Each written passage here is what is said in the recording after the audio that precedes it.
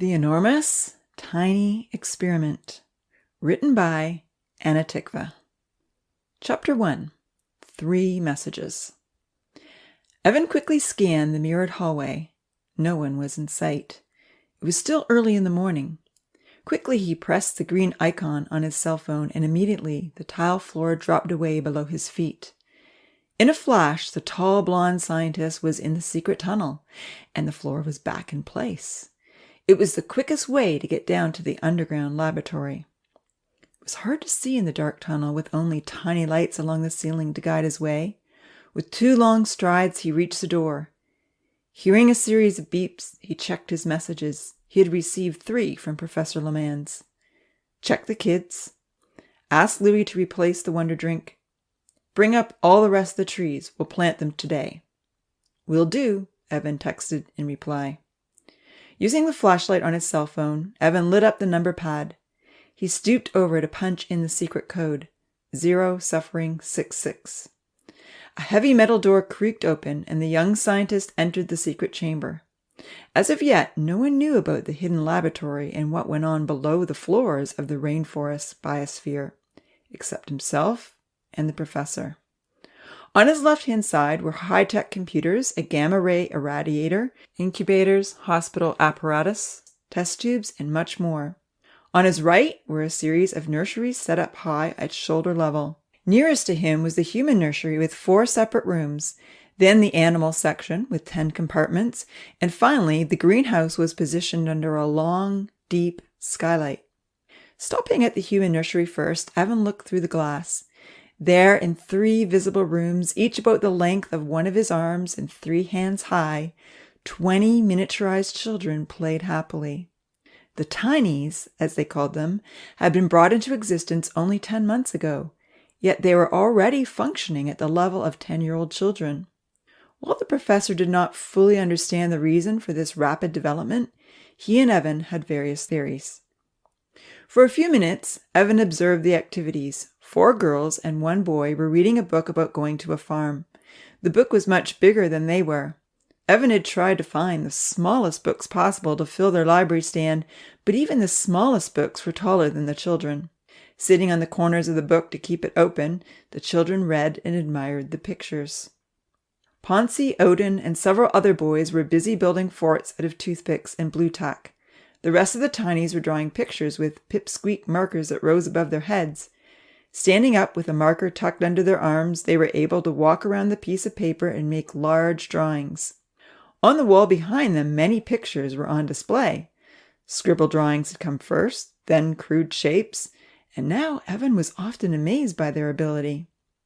Knocking on the glass to catch their attention, all of the children, except Odin and Ponzi, eagerly looked up and waved when they saw Evan's smiling face. Ponzi and Odin glanced over, but they didn't see the need to acknowledge his presence. Stooping over to speak into the microphone, Evan called out, "How's it going, kids? Are you having a good day in there?" The microphone was positioned under the window. Evan always had to stoop. Santa showed him the picture she was coloring. She put it right up against the glass. Bright green eyes with long, exaggerated black lashes looked back at Evan, and a big red smile stretched across the round face. However, it was the blonde, spiky hair that best represented her subject. The hair filled in the top corners of the page. "It's you," she said proudly. "Wow, I like it," Evan smiled, self-consciously flattening his unruly hair. "Nice job in the eyes. They're hard to get right." Santa looked pleased. Dark-skinned, with big brown eyes, Santa was special to Evan, even if he didn't want to admit to having favorites. He had wanted to call her Sarah after his sister, but the professor had been adamant that no names from any supposed holy book would be used. Instead, they had carefully chosen names to suit various nationalities of the children. The project was a multiracial experiment and would have been even more so had all 50 embryos developed successfully. Vinitha also had a picture she wanted to show Evan. He marveled at the realistic features and the black hair she had drawn neatly on the head. "Is this like the professor?" she asked, looking up shyly from under her long ebony tresses. Sucking in his breath, Evan was amazed by her skill. "Well, he used to have," Evan began with a smile, and then he stopped himself. The professor didn't want the children to know what he looked like. "Perhaps," he replied. Braiding her copper-brown hair, Amy asked, "Is there really a professor?" Her blue eyes were probing. "Oh, yes," Evan nodded. "The professor is the mastermind of paradise. I'm only his helper." Vanitha and Amy looked at each other in amazement. "He sounds very important," Amy stated. "Much more important than I am," Evan assured her. Lanky Franz and the dark-skinned, hefty Lima banged on the window, loudly complaining that the other kids weren't sharing the toys. Damien, the strongest boy, said that roly-poly Odin had hit him again. Whining unhappily, Dia, the dark-haired princess, said she was bored and didn't know what to do, and there were at least 10 other complaints. Evan tried to work through the issues one by one. It had been a lot of work managing so many children at once. Louis, the oldest by more than 4 years, had borne the brunt of the burden inside the nursery. But thankfully, each labor-intensive stage had not lasted long. Diapering and feeding 20 infants had been an enormous challenge, and several photographs of the early weeks sat on the professor's desk. It had been quite an amazing sight to see, especially when 20 tiny babies lay side by side, holding their own bottles. On the far wall of the nursery was a picture Louis had drawn of himself managing all the bumbling toddlers. For the first 2 months, Louis had been exhausted. Once they were walking and beginning to talk, it had become more manageable. Now, for the most part, Louis was enjoying his role and had a good relationship with the children. Evan liked to help him out over the microphone when he could. He hoped that when the magnificent domed terrarium was finished, all the kids would be fully entertained. The nursery they had lived in for the last 10 months was cramped and very plain. "There will be so much to explore and discover in our magnificent world," he thought to himself. "Hopefully he'll be ready tomorrow. Surely then there won't be so many squabbles." Looking around, Evan spotted the oldest Tiny in a corner by the library stand. The biggest books, no taller than Evan's hand, were still above Louis's head. Reaching up, he was pulling and pushing the reading material to one side to see what each one was about. "He's probably choosing a story for school tomorrow," Evan deduced. Louis was the first Tiny that Professor Lemans had created, exactly 4 years and 10 months previous. Many years of research and experimentation had taken place before the first little Tiny had been successfully born. While doing his master's degree at Greenville University in Ontario, investigating plant genetics and cell division, Professor Jacques Lemans had surprised himself when a miniature geranium experiment took root and lived. Years later, as a professor in the same Canadian university, his secret research had developed the process to create a tiny dog. However, the dog hadn't lived long. After numerous experimental failures, the professor had finally discovered that miniature mammals required a carefully calibrated oxygen content, higher than regular mammals. Once he had determined how to keep his miniaturized creation alive, the professor had used the same unpublished process on human reproductive cells that had been donated for specific research.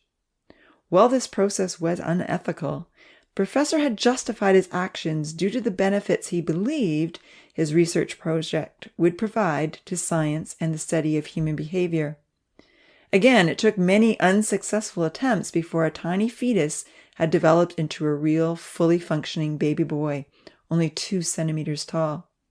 Louis had been born nearly 4 years before the others in an incubator. From embryo to baby took less than a month, and the baby boy had continued to develop at this alarming rate. Now 10 centimeters tall and gray-haired, Louis was a full-grown Tiny of 58 months. Professor Lemans had been promising him a world of his own ever since he'd been old enough to communicate. With access to other human reproductive material donated with full consent to the university for unrestricted scientific research, the other Tinies had come into existence. Much research and labor had been expended on the enormous terrarium the 2 scientists were preparing for multiple Tinies to inhabit. This new world, fondly referred to as paradise, was almost ready. "Hey, Louis," Evan said, speaking into the microphone. "Have you replaced the wonder drink in the main machine?" "We just did it," Louis smiled, turning around and heading toward the window. "The children were great helpers." "What else can we do, Uncle Louis?" Nancy asked, her bright blue eyes sparkling. Sturdy and very capable, brown-haired Nancy loved to be busy. She kept the nursery well organized. "Time for school," Uncle Louis said in his gentle but firm way. "We have an important lesson today about water." Like the stuff we drink? Franz asked. Yes, Uncle Louis replied, tousling the boy's stringy brown hair. But in paradise, there will be so much water in some places that you will need to learn how to stay safe when you play in it. Play in it? Franz went wild with the thought, jumping up and down. I can't wait to see paradise. He rushed over to tell his friends that they would get to play in water. The copper-haired girl nearby was more excited to hear that it was time for school. Yay for school, Amy sang, clapping her hands. I love school, Uncle Louis. Uncle Louis laughed happily. He could always count on Amy's enthusiasm. The others looked happy, but maybe not quite so keen. Yu-Yan, Tina, and Vinitha had returned to read books in the far corner of the room, and many of the boys had resumed building forts. Kenzie's white, freckled face and gray eyes were peering excitedly through the glass. How long till we go into paradise? He asked Evan. We're planting a few more trees today, the tall scientist relayed through the microphone. And then all that will be left to do is to introduce the animals to their new habitat. By tomorrow, if all goes well, we'll have it ready for you. Really? Tomorrow? Kenzie asked. Just one more sleep? When Evan nodded his head, Kenzie went running to share his good news with the other children. Soon almost everyone was cheering and dancing around, almost everyone except the quiet girls who were reading, and Odin and Ponzi, who rarely joined in on any group activities. Waving goodbye to the children, Evan passed by the bird and animal nursery, quickly looking through the glass panes to see that everything looked okay. The beagle puppy was chasing the rabbits, and so far he hadn't eaten any. Squirrels scolded high up on the climbing apparatus, and the colorful birds flew back and forth. Chickens, ducks, and loons were pecking grain from the floor. The deer, sheep, and cow were guzzling breakfast from the rubber teats on the formula machine. We've got to get paradise in working order by tomorrow, Evan encouraged himself. Tomorrow was the last day of their summer vacation. Since the beginning of May, Evan and the professor had been working overtime to have things operational before classes resumed. To fulfill the professor's third request, Evan moved on to the small greenhouse nursery, where they had been developing miniature plants for the last 3 years. While the undisclosed lab and nurseries were located below ground level, the greenhouse was positioned under a 15-meter skylight. Above, on the main floor of the glass rainforest biome, the skylight was part of a decorative rectangular glass prism, surrounded on all sides with cascading plants. No one knew of its special purpose below. The whole project had to remain well concealed. Professor Lemans was very concerned that if anything leaked out to the media, it would be shut down before he had opportunity to set it all in motion. He was well aware of the protests that might arise if word got out that he was developing tiny humans who aged incredibly fast and would be kept in captivity.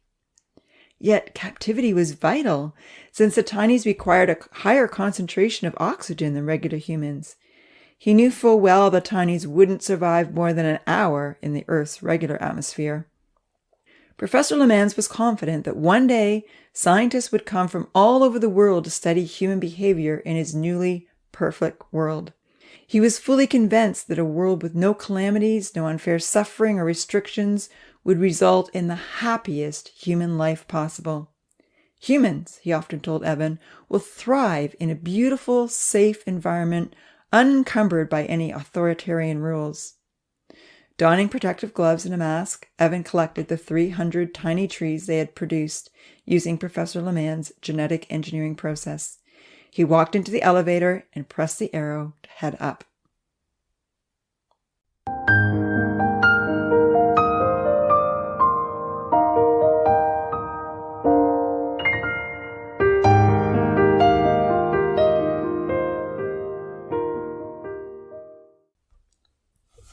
Chapter 2. Finishing Touches. Riding the elevator up to the main floor, Evan waited for the doors to slide open.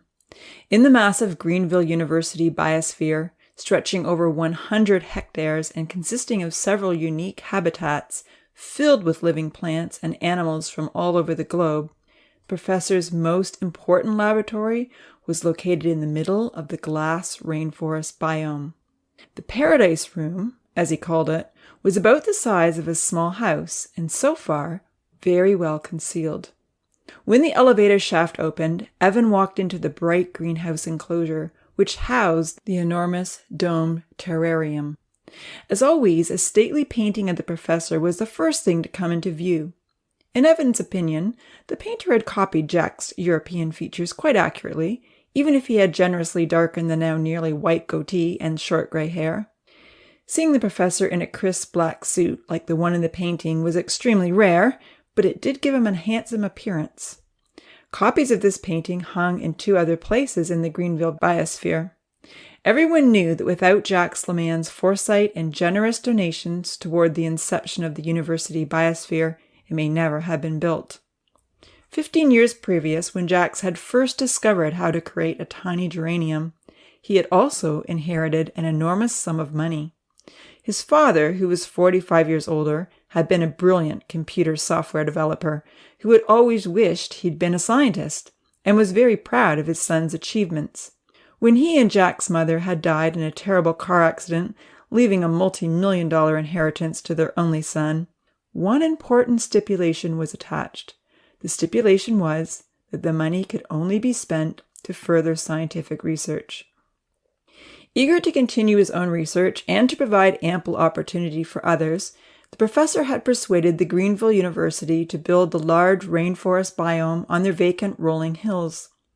With the help of his cousin, an architect-engineer, the first biome had emerged in spectacular fashion, encouraging a nationwide contribution to build the 2 other glass structures, now housing the desert and Arctic tundra biomes.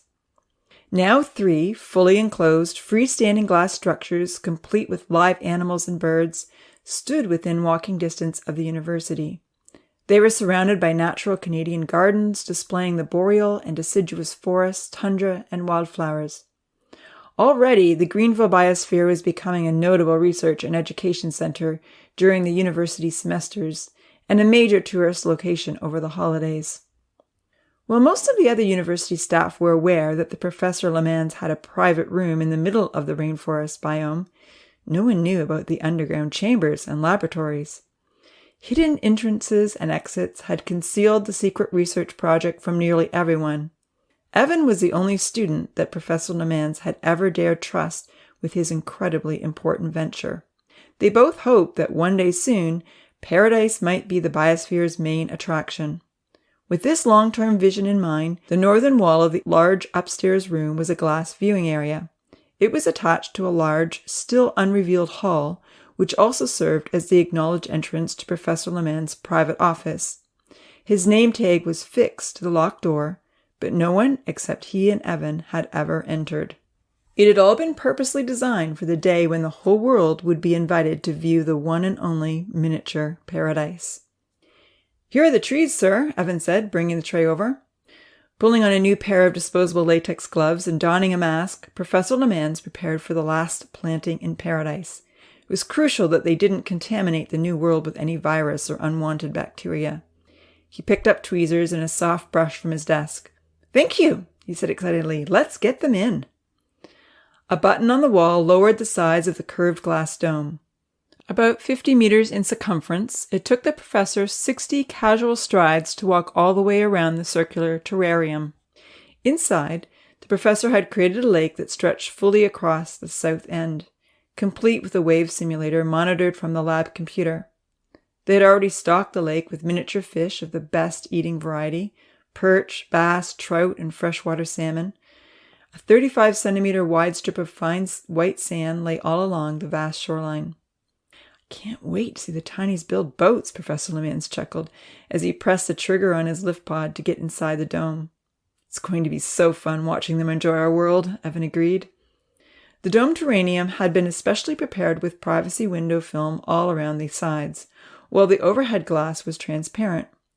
Standing outside the terrarium, looking in, the glass was perfectly clear from every direction. Standing inside the terrarium, the sun, moon, and stars were perfectly visible above day and night, since the dome was situated within the greenhouse glass of the biome. However, around the sides the glass was tinted.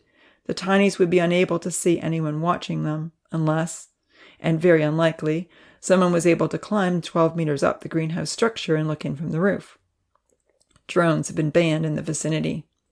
Believing strongly that one day everyone would be interested in studying his new creation, Professor Lemans had used the privacy window film to ensure the tinies could be observed without their knowledge. He wanted an accurate assessment of their day-to-day life. Tiptoeing carefully inside, trying to stand only on the sandy beach and avoid crushing Evan's newly constructed wooden schoolhouse, the professor reached toward the hills. He was planting the rest of the trees on the west side of the dome. The lovely forested hills would cleanse the air and provide an enjoyable habitat. Evan leaned over the lowered glass wall of the dome with his long arm outstretched and handed the professor 3 more eucalyptus. Little trees were about the size of his index finger. "These are doing well," he said. "It's amazing how quickly everything matures." "It is," Professor Lemans smiled, carefully tamping the eucalyptus trees into the rich soil. "I do believe it's the pent-up energy." Evan agreed. He and the professor favored the theory that the miniaturized cells of the tinies, pre-programmed to produce something 30 to 40 times larger, directed their restricted energy into an accelerated maturity. The professor interspersed the eucalyptus among the blue spruce and pines. The professor hadn't produced every species of tree for the hills, just a few which would remain green all year long. He had been much more liberal in the orchard. An abundant variety of fruit trees from all over the world were already well established in the farmland. While he was planting the trees, Evan told the professor about the children's portraits and the conversation he'd had with 3 of the girls. "They're very curious about you," Evan explained. "That's just fine," the professor replied, planting another eucalyptus. "But we need to remain detached. This is first and foremost a research project. You know how close I've become to Louis." Evan nodded.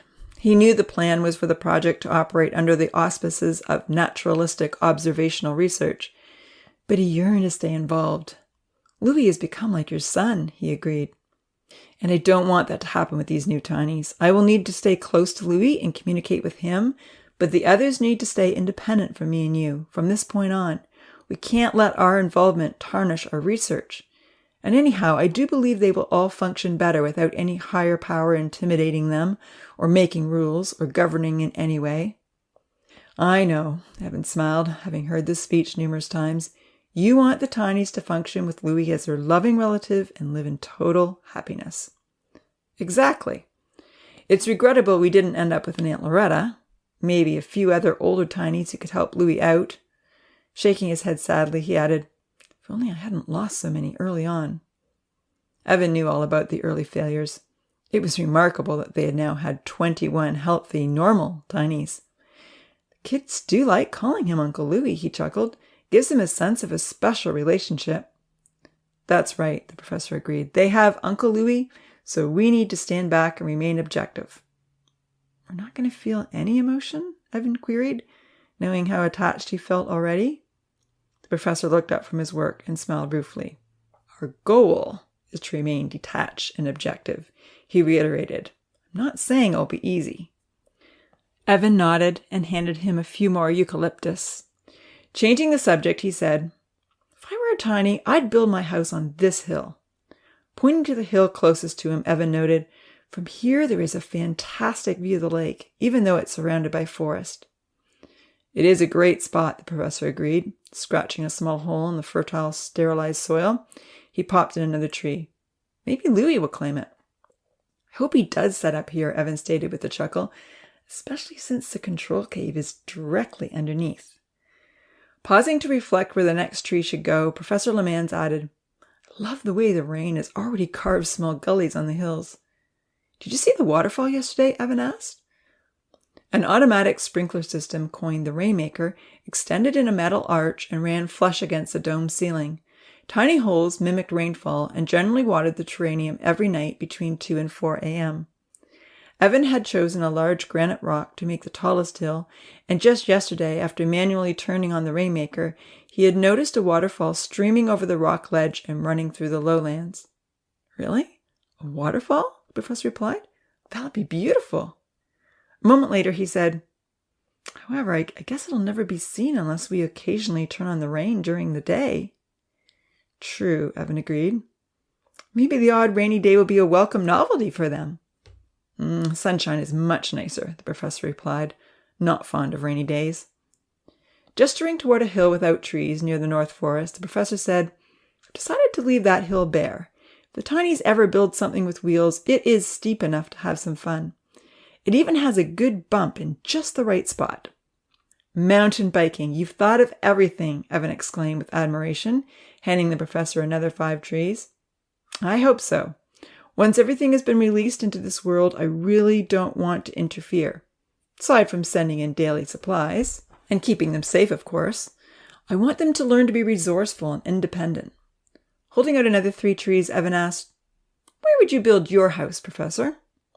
Professor Lemans didn't hesitate. Probably down by the orchard and gardens. Then I could keep on experimenting. Evan laughed. That would be perfect for you. Glancing over to the east side of the dome, Evan admired the lush green rolling lowlands. He knew they would be excellent for farming. He and the professor had layered the soil with fine gravel and limestone for drainage, then well-rotted compost and a heavy layer of the best triple-mix soil they could buy. Already the little fruit orchards were taking root and growing strong along the newly formed but usually dry riverbed. The mining area lay in the northeast, round, grassy, and unforested. It was a large hill full of quartz, fine gravel, sand, piles of pebbles, and many, many flat building rocks.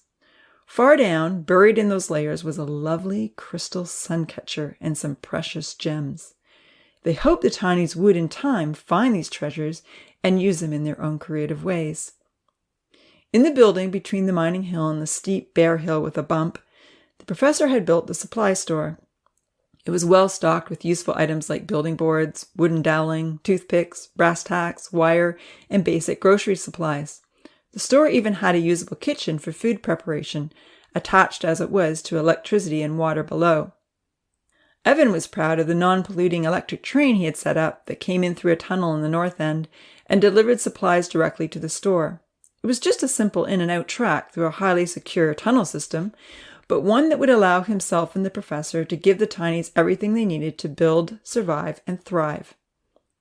Trees are in, Professor Lemans exclaimed happily, standing up and wiping his hands together. He stepped back one careful step on the shoreline to look at the forest. I love it. It's such a fantastic world, Evan agreed. I wish I was a Tiny. Me too, the professor laughed.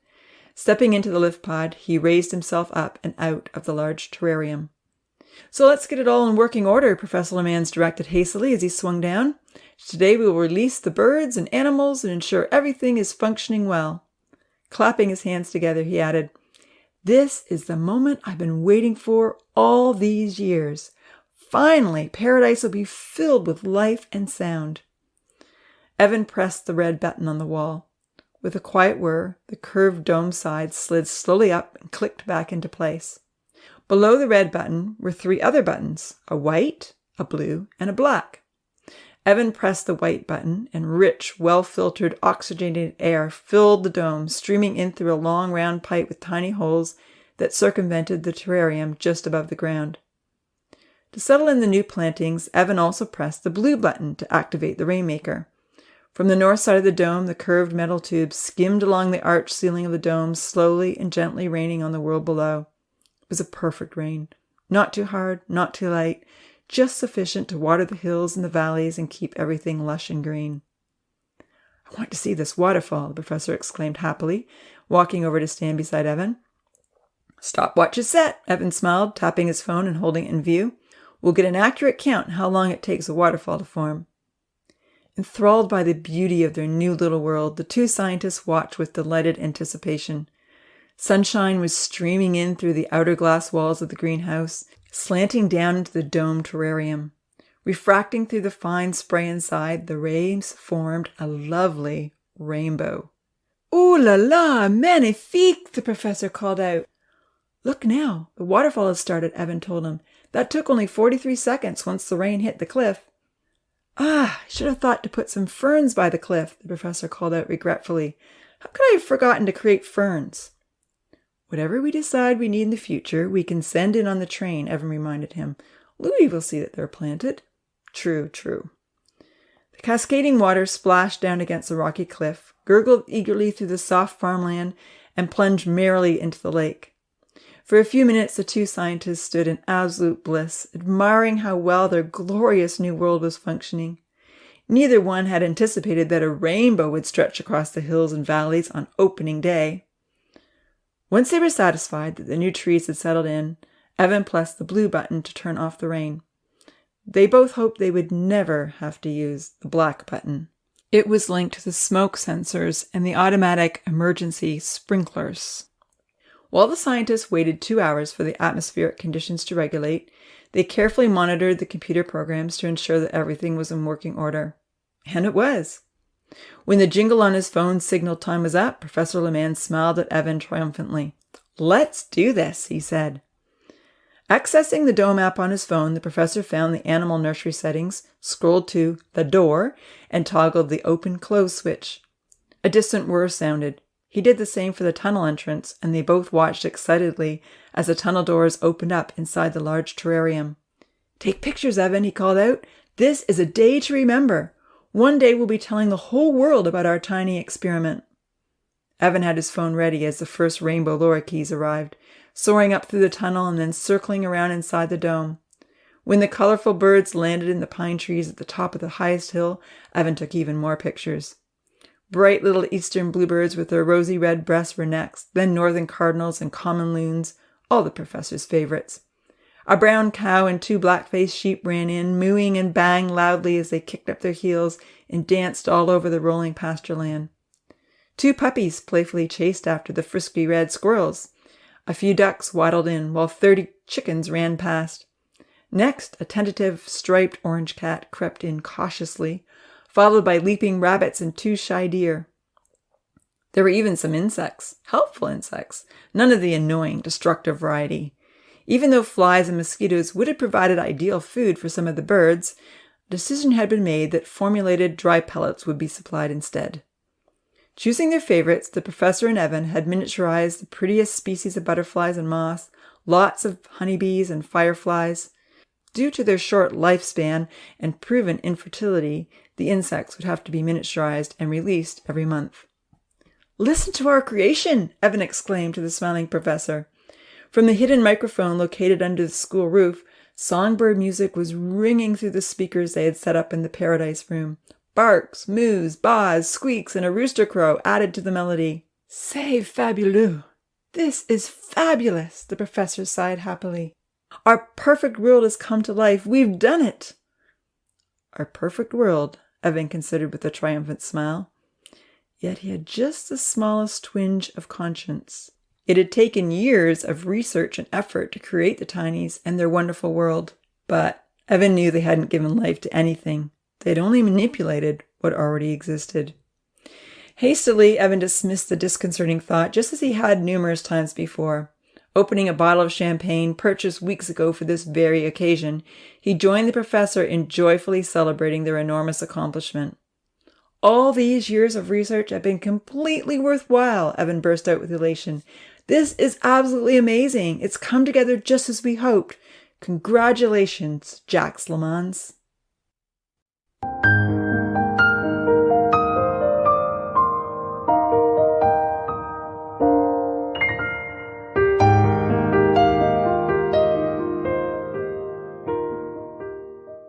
Chapter 3. Come What May.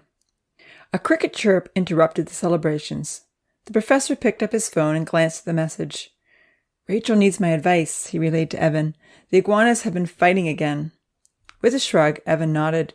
Professor Jacques Lemans oversaw everything that happened in the rainforest biome. "I'll tidy up," he offered. Clapping his assistant on the back, the professor took one more sip of champagne. "I'll be back in half an hour," he assured him. "Enjoy watching the animals discover paradise. We need to finish our celebration." Rushing into the elevator passageway, the professor didn't take a ride down into his underground laboratory, but instead darted left to go through a second set of sliding doors, which opened up into a long corridor. This corridor took him through the train loading and supply area, and then into the locked viewing hall, which had been built for the occasion when paradise would become a public exhibit in the rainforest biome. At the end, another locked door opened up into the mirrored hall, right near the reptile cafe. Rachel Khalid was standing outside the door. With a twinkle in her pretty blue eyes, she observed the professor's disheveled appearance. "I'm so curious about what you do in there," she confessed. You will be one of the first to know all about it, Jax promised the lovely dark-haired woman. Rachel Khalid was the head veterinarian at the Greenville Biosphere. She and her husband had immigrated from Israel and been supportive of almost everything the professor had ever suggested should happen in the biosphere. Often he wondered what they would think of the Paradise Project. He desperately hoped they would both be on his side. You always say I'll be the first to know, she teased, but you've been saying that for the last 4 years. When will I know, Jax? With a lengthy pause, Jax looked at her and smiled. Rachel rarely pressed hard, and he yearned to tell her everything and show her all around. Paradise was better than he had imagined. But he knew he couldn't. Not just yet. I hope the new display will be open next summer, he said earnestly. If not, at least by the end of next year. You've no idea how mystified I am, she laughed. Everyone is. Everyone that knows, that is, she clarified quickly. We haven't told anyone that you spend so much time in there. And we is just the 3 of you, Jax confirmed. Yes, Farouk and I and Tim. Farouk was Rachel's husband, and Tim was the maintenance man. Rachel and Tim noticed everything that went on in the public part of the rainforest biome. So, there's been another lizard battle, Jax inquired, trying to change the subject and hoping to get back in time to celebrate with Evan. Come have a look at Bert, she said, leading him in behind the spectacular 10-meter-high waterfall. A plexiglass tunnel kept the small animal care center safe and dry from the cascading water on the other side. Large, clear aquariums lined the farm wall. Rachel pointed to the green iguana that had been attacked. Deep scratches adorned his front leg. Crouching perfectly still inside his glass walls, the iguana's eyes roved in various directions.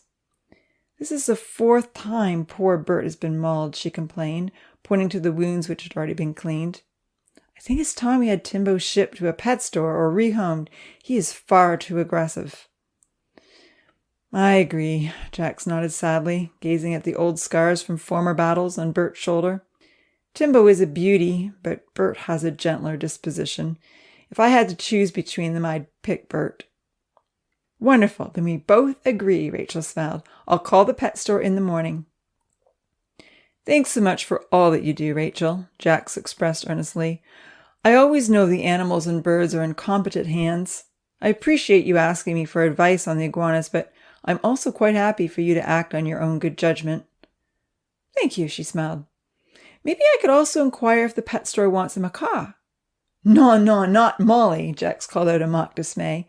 He knew Rachel would never give Molly away, even if the colorful bird did have a nasty habit of nipping whenever Rachel had to handle her. Sharing a laugh, the two parted company, and Jax Lemans returned to the mirrored hallway. Since it was after 7, the biome was closed for the day, and Tim, the maintenance man, had gone home. Rachel was still in the care center, so Jax took a drop-floor exit so he could check on the tinies. Leaving the lights off so the children wouldn't see him as he walked past, the professor gazed fondly into the glowing nursery. Louis was attempting to help Odin read a novel, but Odin was flailing his arms up in frustration and trying to slip away. A group of girls were drawing with markers, and some of the boys were playing tag from room to room. Tomorrow, he thought, they will finally have space to run and play. There will be so much for them to do. With a happy smile, he murmured, I can't wait for tomorrow. Riding the elevator upstairs, the professor was glad to see Evan was still in the Paradise room, and all the tools were sterilized and back in the bin. Having finished cleaning up, Evan was watching the animals frolic in the grass. How did that go? Evan asked. Well enough, Professor Lemans replied. Bert was badly scratched again, so we've decided to put Timbo up for adoption. They discussed Timbo's past misdeeds and agreed he had to go, even though he was undeniably the biggest and best specimen of his kind, and fondly named by the maintenance man.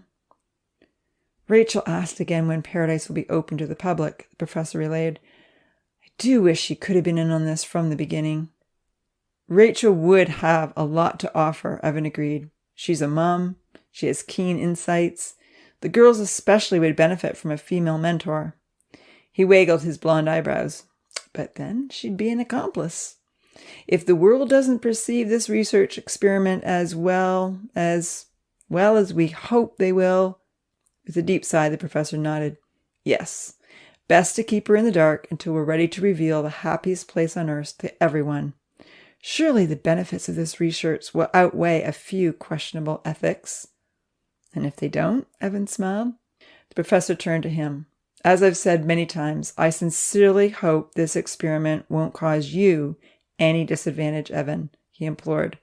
"You know I will take all the blame, whatever it is. Regardless of whether or not they take away my research capabilities or imprison me, or call you a mad scientist," Evan grinned. "Ça alors, whatever they do to me, this project has been the restoration of real joy in my life. If everything is perceived in a negative light, which I certainly hope it will not, I trust that my relationship and care for the tinies will be seen as an integral part of their survival. I know many teams will be sent in to manage their lives and oversee everything that goes on. Sure hope no one sues us." "It is a possibility," Professor Lemans admitted thoughtfully, "but if everyone falls in love with the tinies, they may not. The world may donate to our cause instead."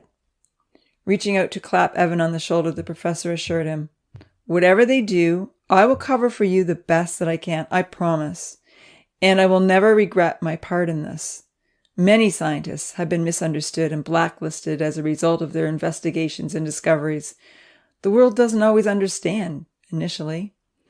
Think of how they treated Galileo, and Marcello Malpighi, or Gerhard Domaka.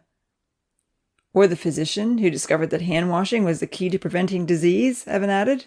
"Ah, yes, Ignaz Semmelweis," he agreed. "Good example. So I may pay heavily for my opportunity to advance scientific knowledge, but I'd rather pay and contribute something significant than live my life as a free man, never exploring the insights and opportunities that have come my way. After all, the end justifies the means." Evan looked up. The professor often made reference to the end justifying the means, and Evan wasn't entirely sure it was right. Did the end always justify the means? Gazing wistfully at the two puppies dashing around the orchard, Evan asked, "Do you sometimes wish we could just keep this a secret forever?" "For longer, yes," the professor nodded. "But since we've come to realize how fast the tinies age, we must share this experiment while they are still in their prime. No one will be enamored by a world full of aging, dying creatures." "So true," Evan agreed, watching the beagle pup playfully approach the orange-striped cat and quickly jump back with a scratch to his nose. He chuckled, and then with a nod, he reiterated the professor's concerns. "We must share paradise with the world in a year or two, or we will have no hope of a positive response." Turning to look at the professor steadfastly, Evan said, "I want you to know that whatever happens to us as a result of this, I will always be thankful to have taken part in the most exciting, creative, phenomenal research project that I could ever imagine. This," he affirmed, gesturing towards the dome, "has fulfilled every aspiration I ever had to be a scientist." "And without you, I would have failed to accomplish my dream," the professor smiled, picking up his half-empty glass of champagne. He presented a toast. "To you, to us, to successful miniaturization, to a family of tinies, and to an opportunity to show the world that true happiness can be found in a kinder and safer environment."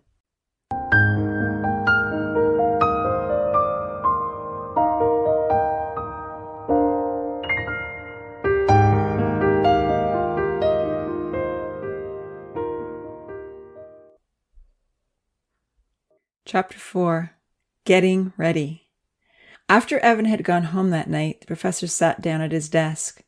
The glow from his phone lit up the darkened paradise room. For a few moments, he leaned back in his padded chair and gazed up at the peaceful sky. Little stars twinkled through the crisscrossed panes of glass which formed the strong greenhouse structure.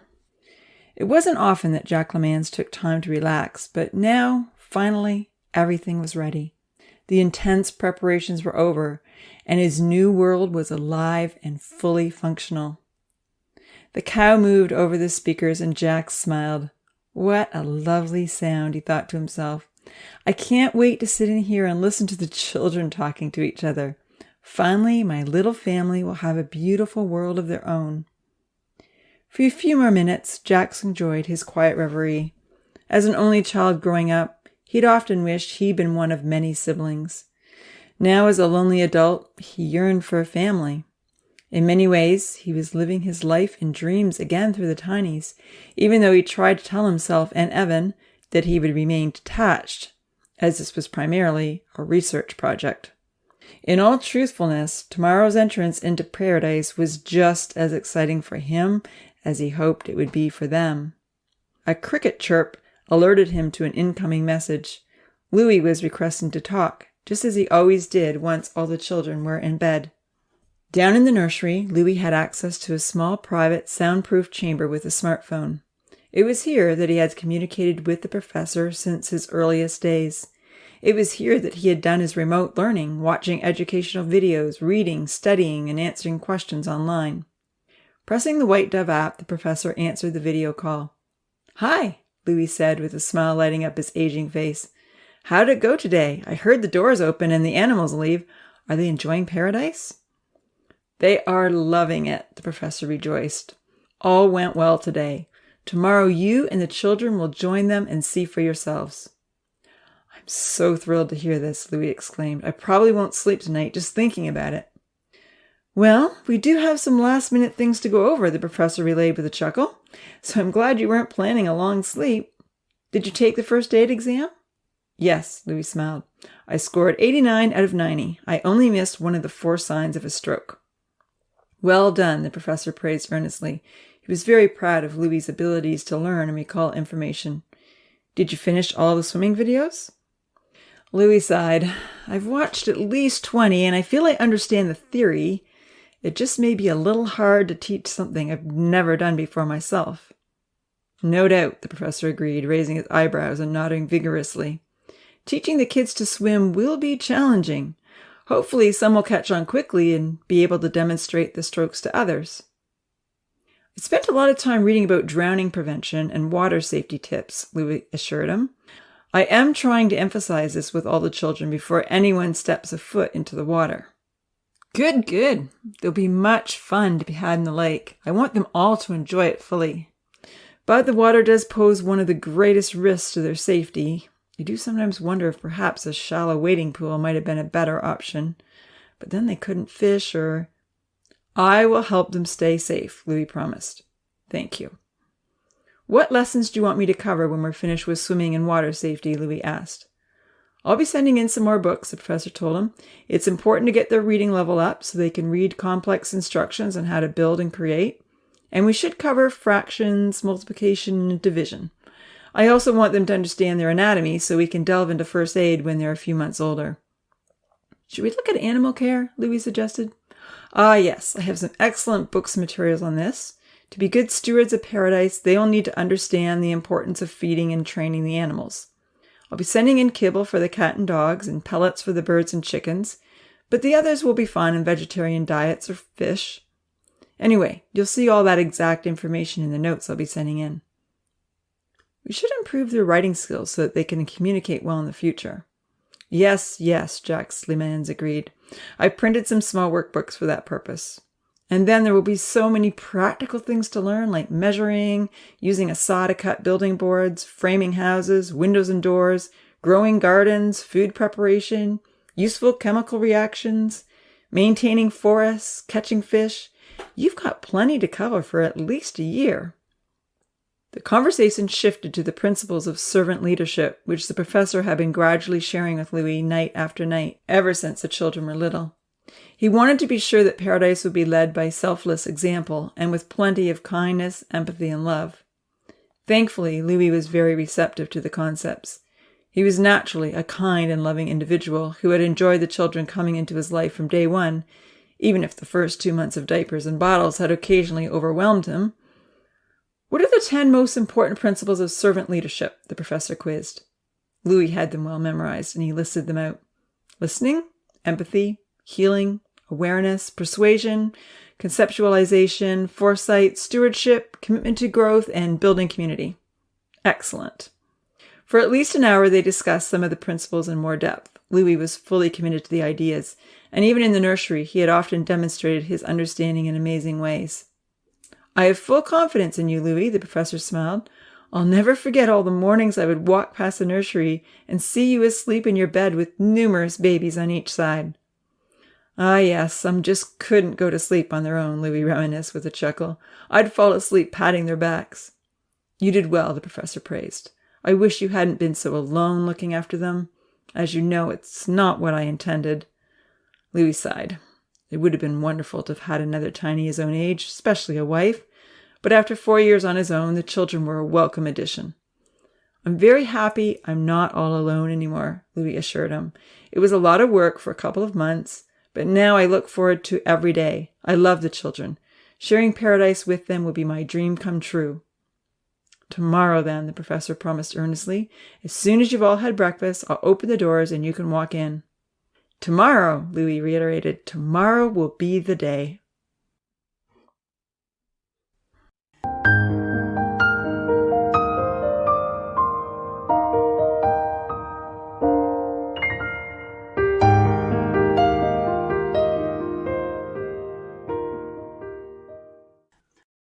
Chapter 5. Today's the day. Amy woke up when the large metal door opened. She knew that the creaking sound meant Evan was visiting. Bright lights flooded into the large nursery windows, lighting up the row of 10 little wooden beds lined against the wall. Sitting up, Amy pulled her long copper-brown hair into a tidy ponytail and pushed off the pink fleece blanket. "Today's the day," she called out, her bright blue eyes sparkling with elation. Hopping out of bed, she danced around the room that she shared with the 9 other tiny girls. "We're going to the new world today," she sang. Santa and Georgia were instantly awake. "Hooray!" they cried out, jumping out of bed. "Today is the day." "I want to see the water," Santa sang, clapping her hands and kicking her brown feet from side to side, "and flowers." "And all the things that Uncle Louis drew for us," tall blonde Georgia added, running over to dance with Amy around the room. "It's going to be our home forever," Amy sang happily. "I hope there will still be a Wonder Drink station," Dia moaned, rolling over in bed. Dia was the smallest girl. She looked just like the Indian princess in the book that Uncle Louis had read to them. "We will grow our own food," Amy reminded her, "or make something to trade for food from the store." "I just want Wonder Drink," Dia pouted, sitting up and brushing her thick black hair with one of the pink plastic brushes that Evan had given them. "Me too," whined Rosa, heaving her plump self out of the small wooden bed. "Why can't the professor just keep giving us Wonder Drink?" "Because he wants us to have fun," Santa encouraged, pulling her colorful shawl over her nightgown. "Remember, Uncle Louis said that growing things is so much fun." "And it teaches us to be industrious," Nancy added, recalling Uncle Louis's lessons from the day before. "We will be happiest if we contribute to our community." A whirring sound alerted the girls to new supplies entering their room. With great excitement, they ran over to the delivery area to have a look. Nancy pulled open the door to the sliding compartment under the window and dragged in a box. It was full of new clothes. Every few weeks, a box of clothes would come through in the same manner, and it was always so exciting. "Oh, I love this dress," Amy said, holding up a blue sundress with little white flowers. Wispy gauze strips hung from the shoulder straps. The girls called them ribbons. Santa pulled out a very small sparkly pink top and shorts with lace and sequins. "This is for Dia," she said immediately, tossing it over to her. There was always one extra small item that would only fit Dia. Seeing the sparkles and sequins, Dia's eyes lit up eagerly. She put on the new clothes. Then she waltzed over to view herself in the glass reflection of the window. She considered carefully. "This top could be just a little tighter, but it will do." Lily looked over at Dia enviously and wrinkled her freckled nose. "I don't know why you get all the small clothes. I'm not that much bigger, you know." "If it has sparkles, then it's mine," Dia proclaimed, looking at herself sideways.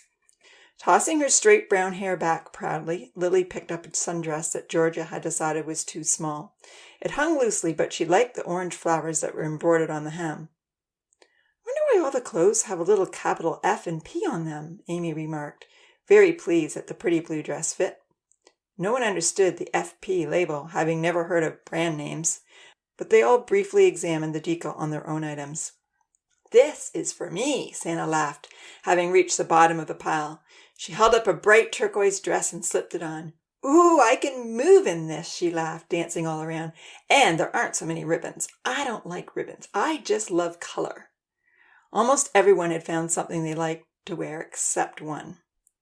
Nothing fits me, Rosa complained, unable to pull on even the loosest dress.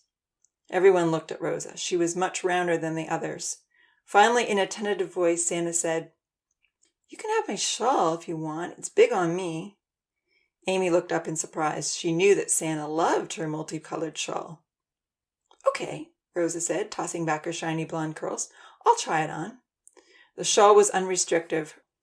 Rosa was pleased to revamp her wardrobe with the colorful shawl, but forgot to say thank you. And she didn't seem to appreciate how hard it had been for Santa to give up her favorite accessory. When Rosa turned her back, Amy reached out to give sad Santa a quick hug. "That was really nice of you," she said quietly. Santa sighed and hugged Amy back. Hugs were special among the tinies, and not everyone gave them so freely. "Thank you," she said. Yu Yan stood by the glass window with Tina and Vinitha, admiring her new clothes in the dim reflection. With a distinctively Asian appearance and in the petite category with Dia and Lily, dark-haired Yu Yan had found a flowered top with a matching skirt. In keeping with the FB clothing, wispy ribbons hung from the shirt sleeves. Tina was neither tall nor short, and she was rather plain. She generally kept her long brown hair up in a bun. Trilling around, she was pleased that her simple skirt and blouse had only minimal decorations. Vinitha, with her dark wavy tresses and cinnamon-colored skin, always looked particularly stunning. She was trying on a new purple top. Yu Yan lifted the large book they had been reading in the nursery the night before and asked Vinitha to help her carry it back to the library. "Of course," Vinitha said sweetly, doing up the ribbons. She had one last look at her window reflection, gave herself a pleased smile, and ran over to help Yu Yan. "I'll help too," Tina volunteered, taking to the corner. "I wonder if there will be books in paradise." "I hope so," Yu Yan smiled gently. "What would we do without books?" "I know," Vinitha agreed. "I could read them all day, but I do wish they were a little smaller." There was a tap on the common room window, and all the girls who weren't carrying books ran from their own room into the other. A large, smiling face with spiky blonde hair was peering in. "Evan!" they shouted happily. "When do we go into the new world?" Georgia asked, pressing her pretty face up against the window. Stooping over to speak into the microphone, Evan answered, "Breakfast first, and then the doors will open. Get your wonder drink, everyone, and pack up your stuff. If you put it inside the delivery area in your rooms, I'll make sure your things get to you in paradise." With great delight, Georgia, Santa, and Amy walked over to the wonder drink station, chatting excitedly about the new world. They could hardly wait to see it. Amy didn't feel hungry and wished they could skip breakfast and go in right away. Lots of loud stamping and shouting indicated the boys were coming out of their room as well. Swarthy Zahir came out whistling a merry tune. He and Vahid looked quite dapper in their new vests, flowing white shirts, and knee-length shorts. However, they had ripped all the hanging ribbons off their clothing, which left a few holes here and there. Bronze Ponce and Small Charlie were right behind, with the same new outfits. In fact, as the boys tumbled out of their room, Amy noticed that all their outfits were identical. Odin and Damien pushed past everyone to be first in line. They were the biggest tinies. The others complained, but didn't stop them. The Wonder Drink station had 2 nozzles within easy reach. Each child had their own big cup and had written their name on it. Filling their cups with the delicious creamy mixture, the kids usually drank their breakfast quickly. Uncle Louis referred to it as breakfast in the morning, but they had the same Wonder Drink every meal. Soon everyone had gathered in the common room with cups in hand. "I haven't had any yet," Rosa complained, tugging gently on Odin's long white blonde hair. Odin was filling his cup for the 3rd time. "I'm not done yet," Odin said in a grouchy tone of voice. Generally, Odin and Damien stood in front of the station and filled their cups over and over. Odin was very round and barely fit in his new clothes, and Damien was the tallest. They always insisted on drinking to their fill before they moved away. Rosa started crying. Nancy reached out for Rosa's cup, barged in front of Damien, and filled it for her. It was a common morning occurrence, although no one ever dared push in front of Odin. Uncle Louis walked out of his private room to check on the kids. "Oh, you have a new outfit too," Amy exclaimed. Rubbing down his vest, Uncle Louis looked pleased. "Yes, we're all heading to paradise in style," he laughed. Just like the boys, Uncle Louis had a flowing white shirt, fancy brown vest, and knee-length fringed pants. "Make sure you drink enough for breakfast," he told them all. "We have a busy morning ahead of us." Once she had taken a couple sips of wonder drink, Amy washed her cup in the sink that was built into the common room wall and left it to dry on the counter. With great delight, she ran to the girls' room to pack her pillow, blanket, and clothes into her little bed. "Why are you sad?" Amy asked. "We're going to miss the nursery," Rosa lamented. "It's cozy here." "We'll have cozy places in paradise," Amy assured her. Yu-Yan nodded. "And there'll be so much more to do in paradise," she told her friend. "But we've been here all our lives. This is our home," Rosa wailed. Amy looked around the plain nursery. It had been cozy and was filled with lots of good memories, but she was confident paradise would be even better. "I'll help you pack your stuff," she said. Picking up Rosa's blanket, she folded it neatly. Yu-Yan gathered Rosa's brush and nightgown off the floor and tucked them into her bed. "Come on, Rosa," she encouraged. "It won't be so cozy here when everyone else has gone." Reluctantly, Rosa stood up. Amy and Yu-Yan dragged Rosa's bed over to the delivery area, just as Evan had said. Then they ran back and gathered their own belongings together. Overjoyed that the big day had finally come, Amy ran into the common room. She couldn't restrain the melody filling her heart. "I love today," she sang, twirling around in a new blue dress, enjoying the way the ribbons floated past her arms.